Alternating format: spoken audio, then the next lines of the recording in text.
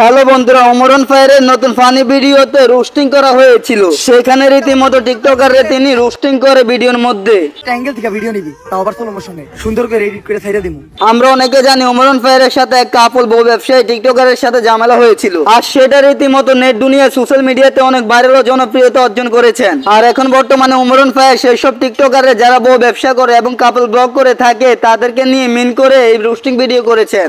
তোর বউ ব্যবসা বাদ দিতে হইব। ওমরন ফায়ার বোঝানোর চেষ্টা করেছেন তারা শুধু বউ ব্যবসা করে না, কাপল ব্লগার যারা আছে তারা সন্তান দিয়েও ব্যবসা করে।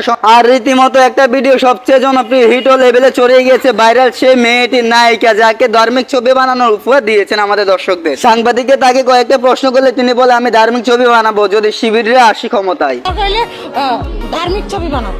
আর সেটা রীতিমতো নেট দুনিয়ায় অনেক ভাইরাল হয়ে যায়। তো বন্ধুরা, ওমরন ফায়ার আগের মতো ফানি কন্টেন্ট তৈরি করেন, অবশ্যই ফানি কন্টেন্টের মধ্যে এখন রোস্টিং ভিডিও বিদ্যমান তার ভিডিওর মধ্যে উপস্থাপন হয়েছিল। তো বন্ধুরা, ভিডিওতে থাকা ওমরন ফায়ার এবং এই মেয়েটা টিকটকারদের নিয়ে আপনাদের কি মন্তব্য করবেন, করেন মন্তব্য।